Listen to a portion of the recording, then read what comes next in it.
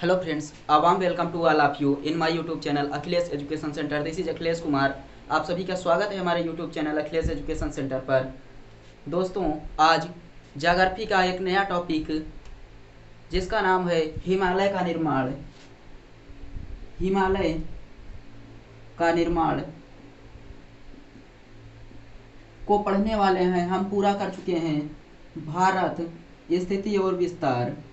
भारत स्थिति और विस्तार को पूरा करने के बाद अब आज का टॉपिक होगा हिमालय का निर्माण। पहला टॉपिक था भारत स्थिति और विस्तार, दूसरा टॉपिक होगा भारत का निर्माण जिसमें हम हिमालय का निर्माण जिसमें हम पढ़ेंगे कि हिमालय का निर्माण किस प्रकार हुआ है, हिमालय को कितने भागों में विभाजित किया गया है, किस किस आधार पर हिमालय का विभाजन किया गया है और उसके सभी भागों के बारे में विस्तृत अध्ययन करेंगे जहाँ से ज्योग्राफी में क्वेश्चन पूछा जाता है। तो आज हम पढ़ने वाले हैं हिमालय का निर्माण। लेकिन वीडियो को स्टार्ट करते हैं उससे पहले अगर आप सब चैनल पर नए हैं तो चैनल को सब्सक्राइब कर लीजिए तथा बेल आइकन को भी प्रेस कर दीजिए ताकि जब भी कोई नया वीडियो जाए आप सबको सबसे पहले नोटिफिकेशन मिल जाए। और अगर अभी तक आप सबने भारत स्थिति और विस्तार नामक चैप्टर को नहीं देखा है तो जाकर देख लीजिए, क्योंकि यह वन डे एग्जाम की दृष्टि से बहुत ही महत्वपूर्ण टॉपिक है जहां से क्वेश्चन पूछे जाते हैं। किसी दिन क्वेश्चन की भी यहाँ पर क्वेश्चन भी कराएंगे। तो आप सबसे निवेदन है कि पहले चैप्टर भारत स्थिति और विस्तार को जाकर जरूर देख लीजिए। और आज स्टार्ट कर रहे हैं हिमालय का निर्माण। तो चलिए शुरू करते हैं, देखते हैं कि हिमालय का निर्माण कहाँ से शुरू होता है, कैसे कैसे हिमालय का निर्माण हुआ और इसको कितने भागों में विभाजित किया गया है। तो सबसे पहले यहाँ पर मान लेते हैं हिमालय का निर्माण जब हुआ तो एक गोला है, यह है धरती और यहाँ पर मतलब बीच में धरती के बीच में यहाँ पर महाद्वीप और ये महासागर, ये है महाद्वीप, एक ही महाद्वीप और ये है महासागर।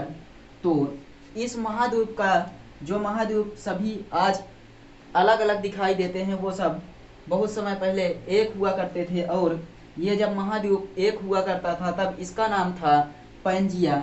इस महाद्वीप का नाम था पैंजिया।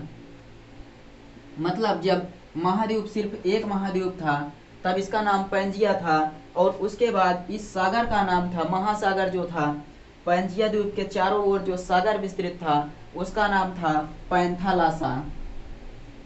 पैंथालासा इसका नाम था। पैंजिया महाद्वीप का नाम था और पैंथालासा महासागर का नाम था। उसके बाद ये महाद्वीप अलग हो जाता है, टूट जाता है दो भागों में। तो एक भाग उत्तर की ओर चला जाता है और दूसरा भाग दक्षिण की ओर चला जाता है। तो ये जो पैंजिया था ये दो भागों में टूटा। कितने भागों में? तो दो भागों में टूटता है, दो भागों में टूटा। एक भाग उत्तर की तरफ तो दूसरा भाग दक्षिण की तरफ। एक भाग का नाम हुआ उत्तर का भाग और दक्षिण का भाग। इन दोनों का नाम क्या रखा गया? दक्षिण का भाग। तो कौन टूटा दो भागों में? पैंजिया महाद्वीप दो भागों में टूटा। तो दो भागों में टूटा तो एक भाग उत्तर की तरफ गया और दूसरा भाग दक्षिण की तरफ। जो भाग उत्तर की तरफ गया उसका नाम था अंगारा लैंड। उत्तर की तरफ जो भाग गया उसका नाम हुआ अंगारा लैंड और इसी को कहा जाता है लारेसिया। और दक्षिण की तरफ जो भाग गया उसका नाम हुआ गोंडवाना लैंड। दो भागों में टूट चुका है महाद्वीप। पैंजिया नामक महाद्वीप दो भागों में टूटा। एक का नाम हुआ उत्तर की तरफ जो गया उसका नाम हुआ अंगारा लैंड या लारेसिया और दक्षिण का भाग गोंडवाना लैंड। और जो बीच में दो भागों में टूटा तो जो इसके बीच में पानी भर गया, यानी इस महासागर का जल जब बीच में आया तब उसका नाम रखा गया टेथिस भूसन्नति। मतलब बीच में जो जल भरा, बीच में जो पानी गया और उसके बाद यहाँ पर जो महासागर बना उसका नाम पड़ा टेथिस भूसन्नति।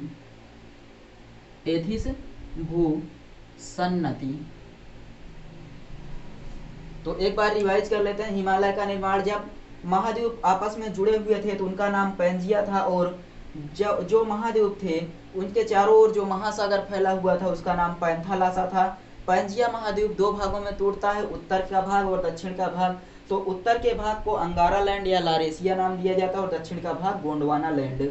और बीच में जो जल भरता है उसको टेथिस भूसन्नति कहा जाता है, टेथिस भूसन्नति। और इसी टेथिस भूसन्नति में हिमालय का निर्माण होता है। फिर से जब दोनों महाद्वीप आपस में जुड़ने की कोशिश करते हैं तो टेथिस भूसन्नति पर हिमालय का निर्माण होता है। तो देखते हैं बीच में जो पानी गया उसका नाम रखा गया टेथिस भूसन्नति। और साथ ही साथ अब देख लेते हैं कि लारेसिया का भाग कौन कौन सा है। मतलब लारेसिया जो उत्तर की ओर गया, उत्तर की ओर जो लारेसिया बना उसका भाग कौन कौन सा है। तो उसके अंतर्गत आता है उत्तर अमेरिका। लारेसिया के अंतर्गत आता है उत्तर अमेरिका। उत्तर अमेरिका आ जाता है, इसी में आ जाता है ग्रीनलैंड, यूरोप और एशिया। तो इसी के अंतर्गत आ जाता है ग्रीनलैंड, यूरोप और एशिया, यूरोप और एशिया। ये आ जाता है लारेसिया के अंतर्गत, उत्तर अमेरिका, ग्रीनलैंड, यूरोप और एशिया। मान लीजिए यहाँ से जब टूटा तो जो ऊपर की तरफ गया उसमें आता है उत्तर अमेरिका, ग्रीनलैंड, यूरोप और एशिया ऊपर की तरफ। अब नीचे की तरफ देखते हैं गोंडवाना लैंड में कौन कौन से भाग आते हैं। तो जो गोंडवाना लैंड की ज़मीन है, गोंडवाना लैंड, इसमें आ जाता है सबसे पहले दक्षिण अमेरिका, दक्षिण अमेरिका, उत्तर अमेरिका उत्तर की तरफ, दक्षिण अमेरिका दक्षिण की तरफ। और इसके साथ साथ अफ्रीका भी इसी में आ जाता है। अफ्रीका के बाद आता है मेडागास्कर, मेडागास्कर इसी में आ जाता है। और मेडागास्कर के बाद प्रायद्वीपीय भारत भी इसी का भाग है। प्रायद्वीपीय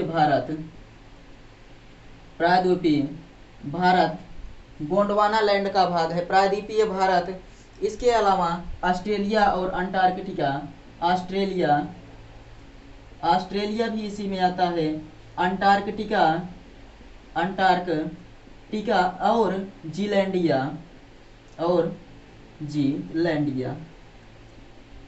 इतने आ जाते हैं गोंडवाना लैंड के अंतर्गत। और लारेसिया या अंगारा लैंड के अंतर्गत उत्तर अमेरिका, ग्रीनलैंड, यूरोप और एशिया। गोंडवाना लैंड में दक्षिण अमेरिका, अफ्रीका, मेडागास्कर, प्रायद्वीपीय भारत, ऑस्ट्रेलिया, अंटार्कटिका और जीलैंडिया इतने आ जाते हैं दक्षिण की तरफ और उत्तर की तरफ, दो भाग में बढ़ जाता है। और यहाँ पर अब बीच में जो जल भरा है देखते हैं कि वहाँ पर क्या क्रिया होती है जिससे हिमालय का निर्माण होता है। तो इधर से कुछ नदियाँ उत्तर अमेरिका, ग्रीनलैंड, यूरोप और एशिया तथा कुछ नदियाँ दक्षिण अमेरिका, अफ्रीका, मेडागास्कर, प्रायद्वीपीय भारत, ऑस्ट्रेलिया, अंटार्कटिका और जीलैंडिया से इधर की ओर आती हैं, मतलब भूमध्य रेखा की ओर इस समुद्र में गिरती हैं। तो यहाँ पर जो नदियाँ अपने साथ आती हैं तो कुछ अवसाद की मात्रा भी लाती हैं। अवसाद, इधर से भी नदियाँ अवसाद की मात्रा ला रही हैं, इधर से भी नदियाँ अवसाद की मात्रा लाकर समुद्र में गिरा रही हैं और इधर से भी अवसाद की मात्रा लाकर समुद्र में गिरा रही हैं। अवसाद के अंतर्गत कंकड़, पत्थर, मिट्टी आदि आते हैं। तो इस अवसाद को यहाँ पर धीरे धीरे यहाँ पर अवसाद जमा होने लगा। और यहाँ पर अवसाद जमा होते होते ये महाद्वीप इधर की ओर जो दक्षिण का भाग था उत्तर की ओर गया और यहाँ पर फिर धीरे धीरे उठना शुरू हो जाता है। यहाँ पर जो अवसाद की मात्रा है वो ऊपर की तरफ उठना शुरू होती है और इसी के साथ निर्माण होता है हिमालय का। तो हिमालय का निर्माण जहाँ पर हुआ वो एक समय में टेथिस भूसन्नति नामक महासागर हुआ करता था, यानी कि टेथिस भूसन्नति नामक समुद्र से हिमालय का निर्माण होता है। तो हिमालय का निर्माण, जो हिमालय का जन्म स्थल है उसे टेथिस भूसन्नति की संज्ञा दी जाती है। मतलब टेथिस भूसन्नति के स्थान पर हिमालय का निर्माण हुआ। और जो हिमालय का निर्माण हुआ है, हिमालय एक वलित पर्वत का उदाहरण है। हिमालय एक वलित पर्वत का उदाहरण, मतलब घुमावदार पर्वत का उदाहरण है। उदाहरण हिमालय वलित पर्वत यानी कि घुमावदार पर्वत का उदाहरण है। वलित पर्वत मतलब कि मोड़दार पर्वत का उदाहरण है। तो एक बार इसको रिवाइज कर लेते हैं कि हिमालय का निर्माण जो है वो कैसे हुआ। तो कुछ समय पहले धरती पर एक महाद्वीप हुआ करता था जिसका नाम था पैंजिया, और महाद्वीप के चारों ओर जो महासागर था उसका नाम था पैंथालासा। पैंजिया जब दो भागों में टूटा तो एक भाग उत्तर की तरफ और दूसरा भाग दक्षिण की तरफ गया। उत्तर की तरफ, जैसा कि आपको बताया जा रहा है कि जो महाद्वीप था जब वो दो भागों में टूटा तो एक भाग उत्तर की तरफ गया और दूसरा भाग दक्षिण की तरफ। उत्तर की तरफ जो भाग गया उसका नाम रखा गया अंगारा लैंड या लारेसिया, और दक्षिण का भाग जो था उसका नाम गोंडवाना लैंड रखा गया। और लारेसिया के अंतर्गत उत्तर अमेरिका, ग्रीनलैंड, यूरोप और एशिया आ जाते हैं, और गोंडवाना लैंड के अंतर्गत दक्षिण अमेरिका, अफ्रीका, मेडागास्कर, प्रायद्वीपीय भारत, ऑस्ट्रेलिया, अंटार्कटिका और जीलैंडिया आता है। और यहाँ पर देखा गया कि जो बीच में पानी गया था उसी का नाम रखा गया टेथिस भूसन्नति। यहाँ पर टेथिस भूसन्नति में दोनों तरफ से नदियाँ अवसाद को लाकर गिराना शुरू कर देती हैं, और यहाँ पर अवसाद जमा होने लगता है, और धीरे धीरे यहाँ पर जिसका निर्माण होता है उसी का नाम हिमालय रखा जाता है। तो पैंजिया जो था वो दो भागों में टूटता है, उत्तर की तरफ दक्षिण की तरफ। यहाँ पर उत्तर और दक्षिण से नदियाँ लाकर अवसाद को जमा करती हैं, और टेथिस भूसन्नति के स्थान पर हिमालय का निर्माण हो जाता है। हिमालय एक वलित पर्वत का उदाहरण है। हिमालय एक वलित पर्वत का उदाहरण है। हिमालय का निर्माण क्रिटेशियस काल में हुआ था। क्रिटेशियस काल में हुआ था। तो जो हिमालय का निर्माण है, हिमालय का निर्माण वो क्रिटेशियस काल में, क्रिटेशियस काल में हुआ है। हिमालय का निर्माण क्रिटेशियस काल में हुआ है। और अब देखते हैं कि पर्वत की परिभाषा क्या होती है, पर्वत क्या होता है। आई थिंक इतना क्लियर हो गया होगा। तो अब देख लेते हैं कि पर्वत किसे कहते हैं, और उसके बाद फिर देखेंगे कि हिमालय का विभाजन कैसे और किन किन आधार पर किया गया है। हम पढ़ चुके हैं कि हिमालय का निर्माण कहाँ से हुआ और कैसे हिमालय का निर्माण हो चुका है। तो अब देखेंगे कि हिमालय को विभाजन किया गया है, किस किस आधार पर विभाजित किया गया है, और उस आधार पर विभाजन करने का कारण क्या था। तो पर्वत की परिभाषा अगर हम देखें कि पर्वत कहते किसे हैं, यानी कि माउंटेन किसे कहा जाता है, तो ऐसा उठा हुआ भाग, ऐसा उठा हुआ भाग जिसकी औसत ऊंचाई, जिसकी औसत ऊंचाई, जो औसत ऊंचाई है वो 900 फीट से अधिक हो तथा शिखर नुकीला होना चाहिए, नुकीला हो, पर्वत कहलाता है। मतलब ऐसा उठा हुआ भाग जिसकी औसत ऊंचाई 900 फीट से ज़्यादा हो और शिखर नुकीला हो, उसे हम पर्वत की श्रेणी में रखते हैं। और अब देखते हैं हम हिमालय का विभाजन, हिमालय का विभाजन किन आधार पर किया गया है। तो पर्वत की परिभाषा आई थिंक समझ में आ चुकी होगी। अब देख लेते हैं कि हिमालय का विभाजन, हिमालय का विभाजन, हिमालय का विभाजन कैसे किया गया है, किस आधार पर हिमालय का विभाजन किया गया है, उसको हम देख लेते हैं। तो हिमालय का विभाजन दो आधार पर किया गया है। हिमालय का विभाजन दो आधार पर किया गया है, जिसमें पहला है ऊंचाई के आधार पर विभाजन, और दूसरा है, पहला ऊंचाई के आधार पर विभाजन किया गया है और दूसरा है नदियों के आधार पर विभाजन। तो ऊंचाई के आधार पर विभाजन और नदियों के आधार पर विभाजन, हिमालय को दो भागों में बांटा गया। ऊंचाई के आधार पर हिमालय को 4 भागों में बांटा गया है। तो हिमालय का विभाजन देखते हैं कितने कितने आधार पर किया गया है। तो हिमालय का विभाजन जो किया गया है वो 2 आधार लिया गया है। हिमालय के विभाजन का 2 आधार, एक ऊंचाई के आधार पर विभाजन, ऊंचाई के आधार पर विभाजन, ऊंचाई के आधार पर विभाजन। और दूसरा, पहला है ऊंचाई के आधार पर विभाजन, दूसरा हिमालय का नदियों के आधार पर विभाजन किया गया है। नदियों के आधार पर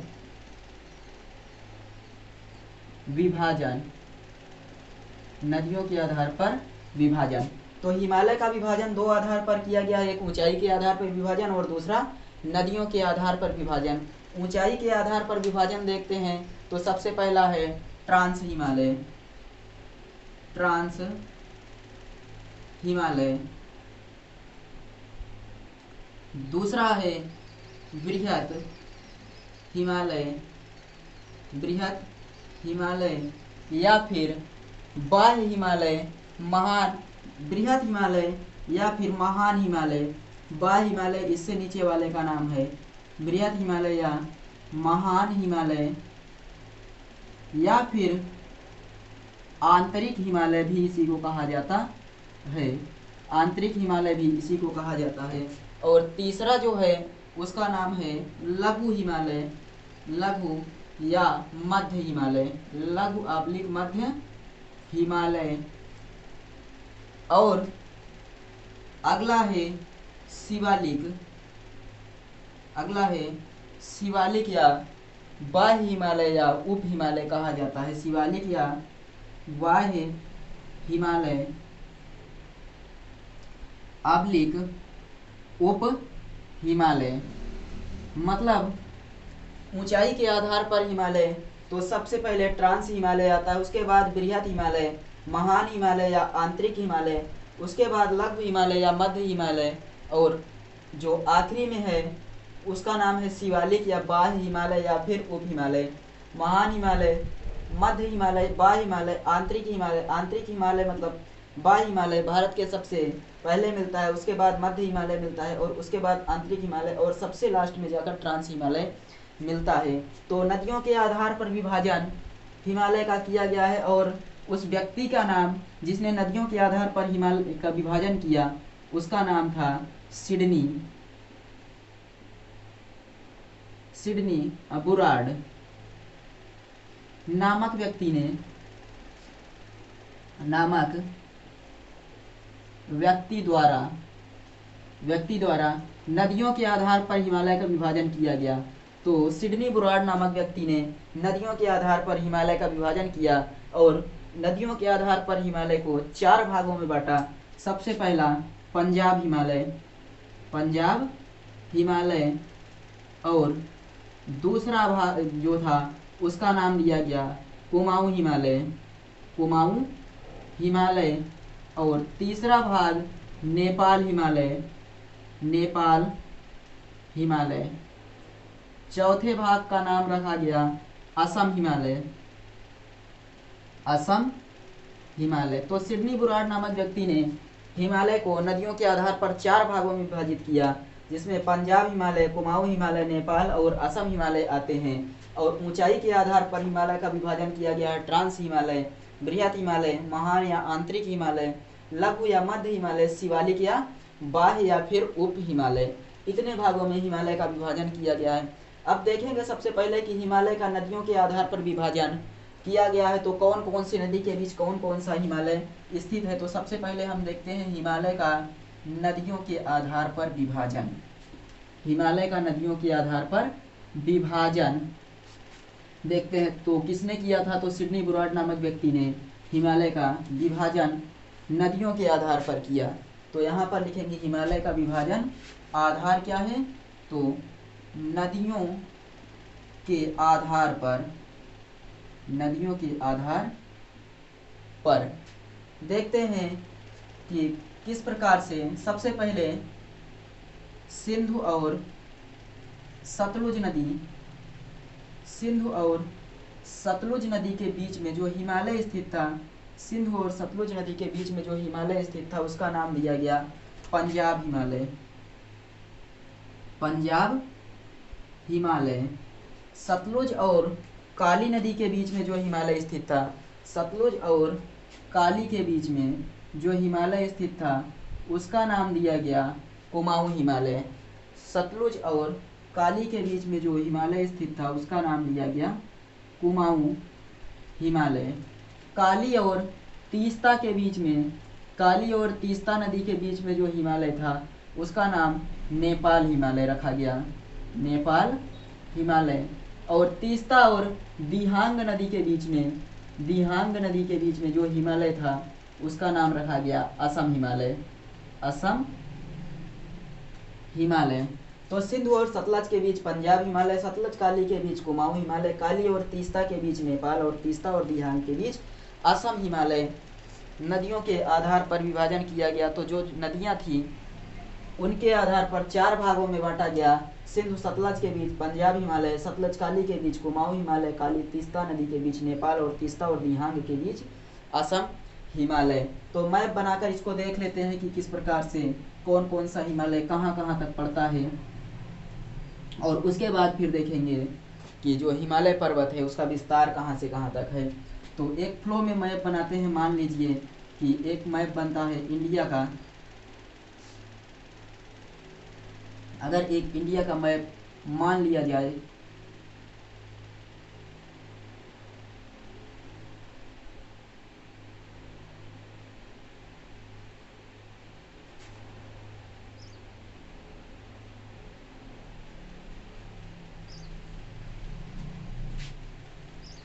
तो यहाँ पर, यहाँ और यहाँ पर बनाएंगे, और उसके बाद यहाँ से निकलती है सिंधु नदी, सिंधु नदी यहाँ से निकलती है और उसके बाद ऐसे आ जाती है, तो इसका नाम हो गया सिंधु नदी। और यहाँ से जो निकल रही है उसका नाम है सतलुज नदी। ये हो गई सतलुज, सतलुज नदी। तो सिंधु और सतलुज के बीच स्थित हिमालय का नाम रखा गया पंजाब हिमालय, पंजाब हिमालय। और यहाँ से निकल रही है काली नदी, तो पंजाब हिमालय और इस काली नदी, ये जो काली नदी है सतलुज नदी और काली नदी के बीच के हिमालय का नाम रखा गया कुमाऊं हिमालय, कुमाऊं हिमालय। और यहाँ से निकलेगी तीस्ता नदी, तीस्ता नदी। तो काली और तीस्ता नदी के बीच उपस्थित हिमालय का नाम रखा गया नेपाल हिमालय। और यहाँ से आती है, यहाँ से जो नदी आती है उसका नाम है दिहांग, दिहांग नदी। तीस्ता और दिहांग के बीच असम हिमालय की संज्ञा दी गई है, असम हिमालय। इस प्रकार नदियों के आधार पर सिंधु और सतलज के बीच पंजाब, सतलज काली के बीच कुमाऊं, काली और तीस्ता के बीच नेपाल और तीस्ता और दिहांग के बीच असम हिमालय स्थित है। अब देखते हैं हिमालय का विस्तार कहाँ से कहाँ तक है।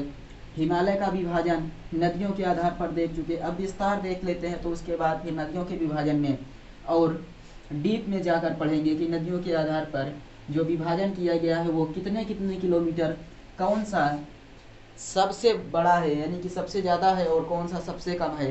तो यहाँ पर हम सबसे पहले लेकिन देख लेते हैं हिमालय का निर्माण, हिमालय का जो है विस्तार देखते हैं। निर्माण देख चुके हैं, अब हिमालय का विस्तार देख लेते हैं कि हिमालय का विस्तार कितना है। तो हिमालय का जो विस्तार है वो ब्रह्मपुत्र नदी के मोड़ से लेकर, यानी कि सिंधु नदी के मोड़ से लेकर ब्रह्मपुत्र नदी के मोड़ तक फैला हुआ है। तो लिखेंगे भारत की यह पर्वतमाला, भारत की यह पर्वतमाला, पर्वतमाला, भारत की यह पर्वतमाला सिंधु नदी के मोड़ से लेकर, सिंधु नदी के मोड़ से लेकर ब्रह्मपुत्र नदी के, ब्रह्मपुत्र नदी के मोड़ तक फैली हुई है, फैली हुई है। भारत की यह पर्वतमाला सिंधु नदी के मोड़ से लेकर ब्रह्मपुत्र नदी के मोड़ तक फैली हुई है और हिमालय का फैलाव जो है वो 22 डिग्री देशांतर में स्थित है। क्या लिखेंगे? हिमालय का हिमालय का फैलाव मतलब विस्तार जो है वो फैलाव 22 डिग्री देशांतर तक स्थित है, देशांतर तक स्थित है। हिमालय का फैलाव 22 डिग्री देशांतर तक स्थित है और यह पर्वतमाला सिंधु नदी के मोड़ से लेकर ब्रह्मपुत्र नदी के मोड़ तक फैली हुई है। हिमालय की जो लंबाई है वो 2500 किलोमीटर तक है। हिमालय की लंबाई 2500 किलोमीटर तक है। अगला देखते हैं, हिमालय की लंबाई हो गई, फैलाव हो गया 22 डिग्री देशांतर तक, लंबाई 2500 किलोमीटर, सिंधु नदी के मोड़ से लेकर ब्रह्मपुत्र नदी के मोड़ तक इसका फैलाव है। और हिमालय की औसत ऊंचाई की बात कर लेते हैं, तो जो हिमालय की औसत ऊंचाई है, हिमालय की औसत ऊंचाई की बात कर लें तो इसकी औसत ऊंचाई है 6000 मीटर तक। 6000 औसत ऊंचाई 6000 मीटर तक है। और हिमालय जो फैलाव है वो 5 लाख वर्ग किलोमीटर में फैला हुआ है। 22 डिग्री देशांतर तक फैलाव स्थित है। और इसका जो हिमालय का फैलाव है तो इसका फैलाव देख लेते हैं 5 लाख वर्ग किलोमीटर। फैलाव कितना है? 5 लाख वर्ग किलोमीटर तक फैला हुआ है।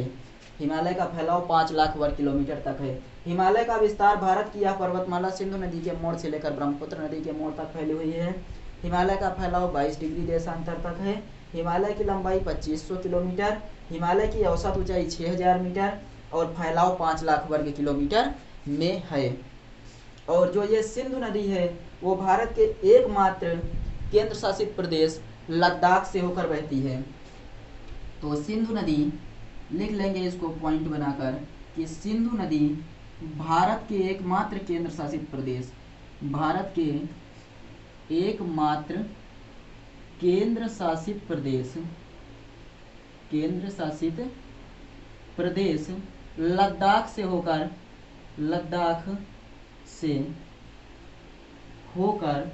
बहती है। लद्दाख से होकर बहती है। तो ओनली वन यूटी यानी कि इसे केवल और केवल एक यूनियन टेरिटरीज लद्दाख से होकर बहने वाली नदी का नाम सिंधु नदी है। आगे देखते हैं, हिमालय का विस्तार हो गया, नदियों के आधार पर विभाजन हो गया कि नदियों के आधार पर विभाजन कैसे किया गया है, 4 भागों में किया गया है। सिंधु और सतलज के बीच स्थित हिमालय का नाम है पंजाब हिमालय। सतलज और काली के बीच स्थित हिमालय कुमाऊं हिमालय। काली और तीस्ता के बीच जो हिमालय है उसका नाम है नेपाल हिमालय। तीस्ता और दिहांग के बीच स्थित हिमालय का नाम असम हिमालय है। अब सबसे पहले हम देखते हैं पंजाब हिमालय। पंजाब हिमालय के बारे में विस्तृत चर्चा कर लेते हैं कि पंजाब हिमालय में सबसे पहले देख लेते हैं पंजाब हिमालय किन 2 नदियों के बीच में है, तो सिंधु और सतलज के बीच, सिंधु और सतलुज नदी के बीच, सतलुज नदी के बीच स्थित है।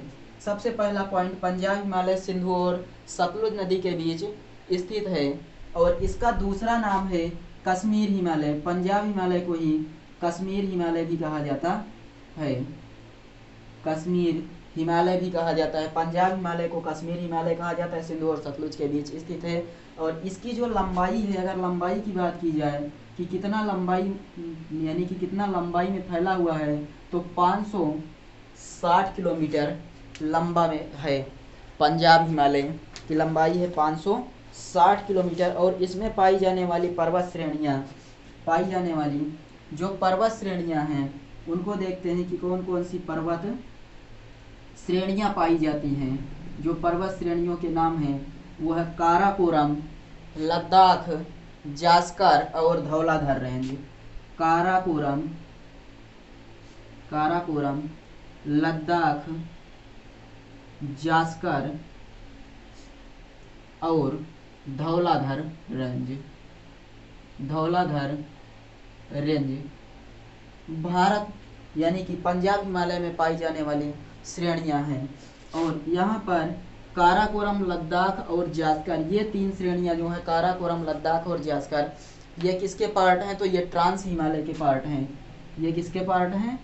ट्रांस हिमालय का भाग है, ट्रांस हिमालय का भाग है। और ट्रांस हिमालय की अगर बात की जाए तो यह यूरेशियन प्लेट का हिस्सा है, यूरेशियन प्लेट का हिस्सा है, यानी कि प्रायद्वीपीय भारत का हिस्सा न होते हुए यूरेशियन प्लेट का हिस्सा है, यानी कि ट्रांस हिमालय कहाँ का हिस्सा है? उत्तर की ओर का भाग है, यूरेशियन प्लेट का हिस्सा है ट्रांस हिमालय।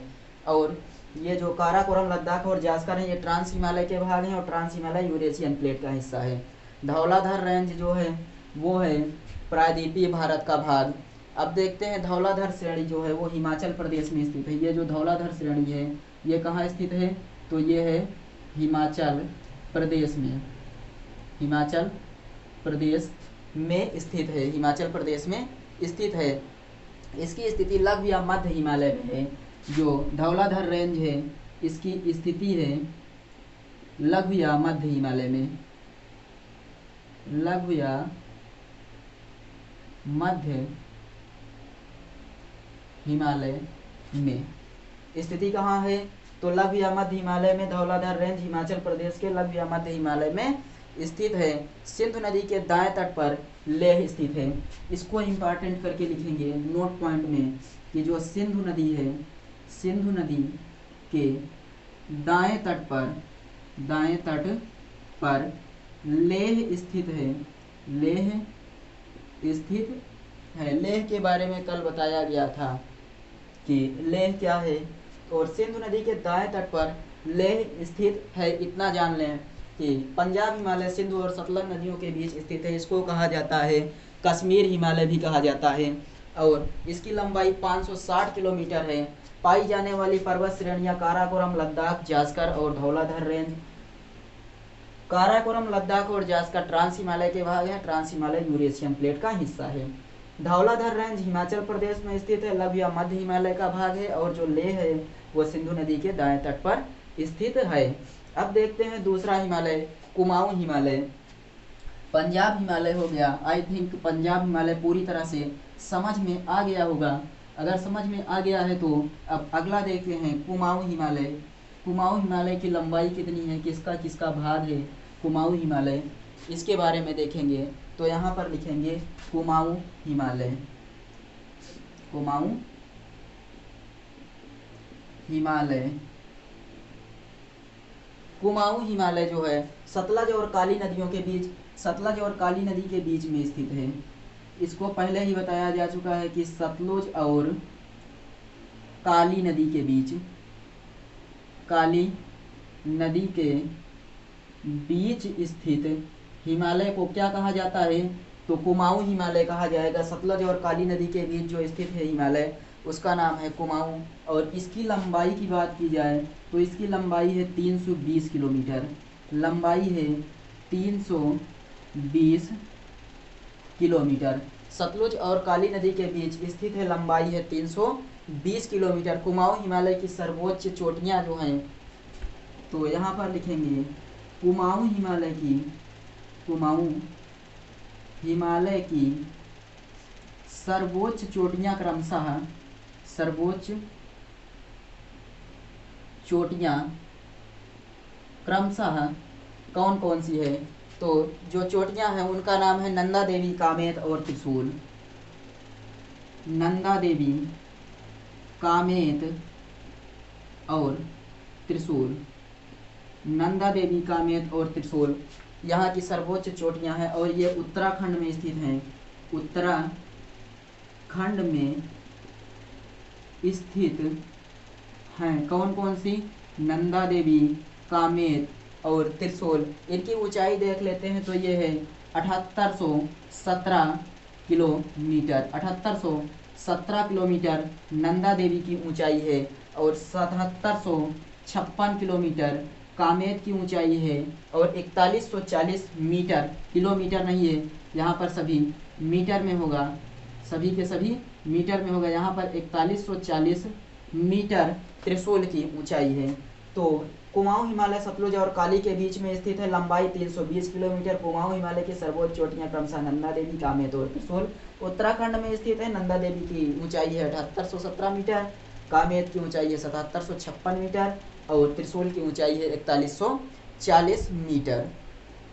इसके बाद अब अगला देखते हैं। अगला आता है नेपाल हिमालय। तो याद रखिएगा कि सबसे पहले जो था पंजाब हिमालय 560 किलोमीटर की लंबाई, और उसमें पाई जाने वाली जो चोटियां थी वहां पर चार पाई जाती थी।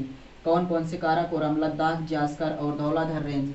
काराकोरम, लद्दाख और जास्कर जो है वो ट्रांस हिमालय का भाग है। ट्रांस हिमालय यूरेशियन प्लेट का हिस्सा था। और जो धौलाधर रेंज है उत्तराखंड में स्थित है, उत्तराखंड की चोटी थी। और उत्तराखंड के साथ साथ यह लघु या मध्य हिमालय का भी भाग था। तो नेपाल हिमालय अगला देखते हैं। नेपाल हिमालय, नेपाल हिमालय कौन कौन सी नदियों के बीच स्थित है? तो सबसे पहले सिंधु सतलज, सतलज काली, काली और तीस्ता। तो यहाँ पर लिखेंगे काली और तीस्ता नदी के बीच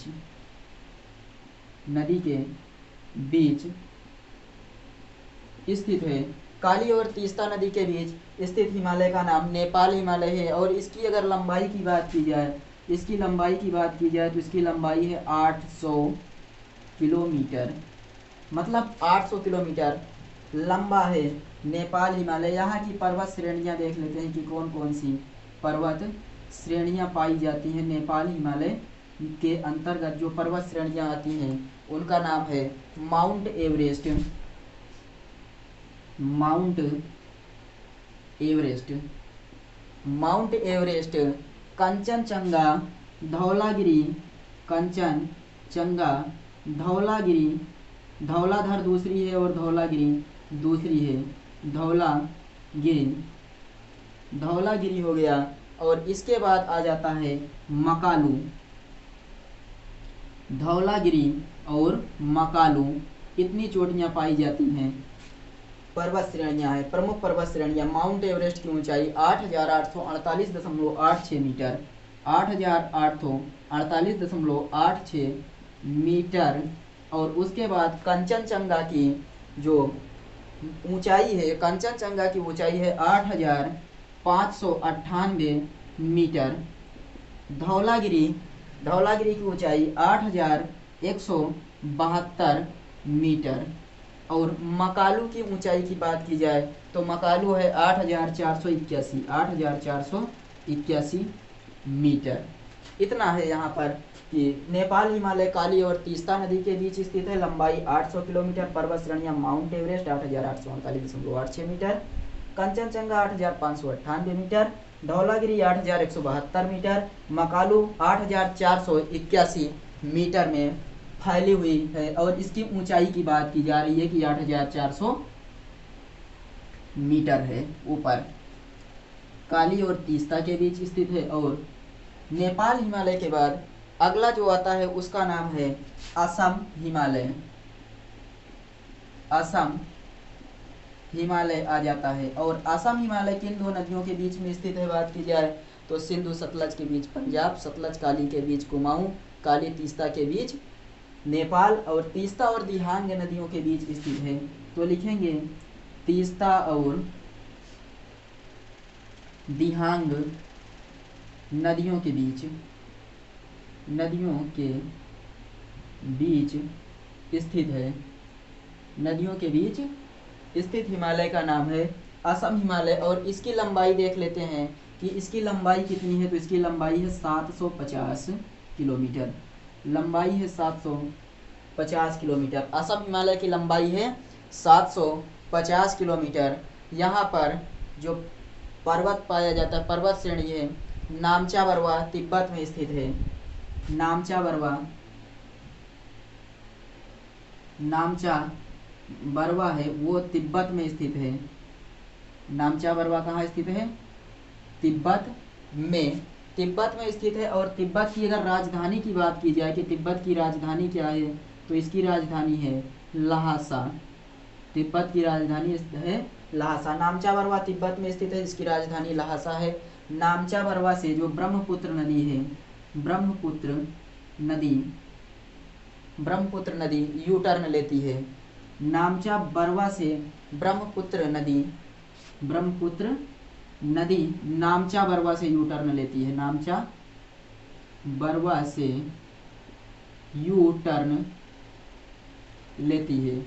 यू टर्न लेती है मतलब कि घुमावदार आकृति में नामचा बरवा से ब्रह्मपुत्र नदी यू टर्न लेती है। और उसके बाद हिमालय पर्वत की जो सबसे पूर्वी चोटी है उसका नाम है नामचा बरवा। नामचा बरवा क्या है? तो हिमालय पर्वत की सबसे पूर्वी चोटी है। सबसे पूर्वी चोटी नामचा बरवा है, जहाँ से ब्रह्मपुत्र नदी यू टर्न लेती है। और इसके साथ ही साथ जो नंगा पर्वत है, नंगा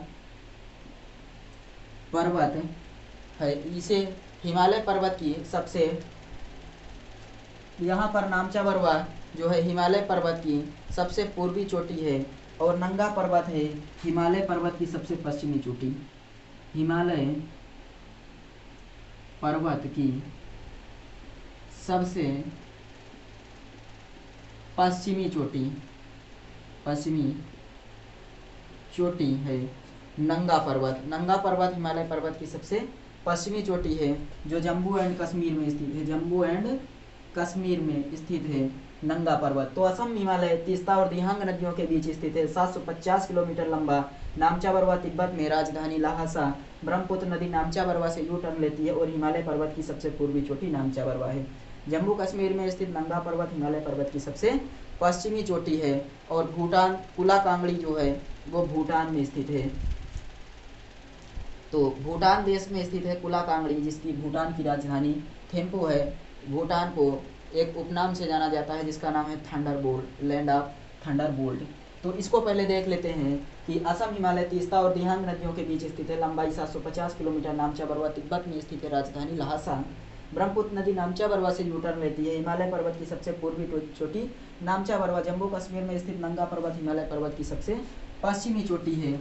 इतना समझ में आया होगा। तो अब आगे देखते हैं कि इसके आगे भूटान के बारे में कुछ जान लेते हैं कि कुला कांगड़ी जो है वो भूटान में स्थित है, चोटी है एक कुला कांगड़ी। कुला कांगड़ी नामक चोटी भूटान में स्थित है। भूटान में स्थित है। और भूटान जो है, भूटान देश लिख लेते हैं कि भूटान देश में स्थित है कुला कांगड़ी। भूटान देश में स्थित है कुला कांगड़ी। और भूटान देश की जो राजधानी है, भूटान देश की जो राजधानी है उसका नाम है थिम्पू। उसकी राजधानी क्या है? तो इसकी राजधानी है थिम्पू। और भूटान का उपनाम है land of Thunderbolt. Land of Thunderbolt Bhutan का उपनाम है। कुला कांगड़ी चोटी भूटान में स्थित है, राजधानी थिम्पू। उपनाम लैंड ऑफ थंडरबोल्ट। लेते हैं कि जो सबसे ज़्यादा लंबाई है, नदियों के आधार पर विभाजन में सबसे ज़्यादा लंबाई किसकी थी, और उसके बाद क्रमशः देखेंगे कि कौन सी हिमालय की लंबाई कितनी थी, और उसी के बाद इस सेशन को एंड करेंगे। तो सबसे ज़्यादा लंबाई क्रमशः जब नदियों के आधार पर विभाजन किया गया, तो नदियों के आधार पर विभाजन में सबसे ज़्यादा लंबाई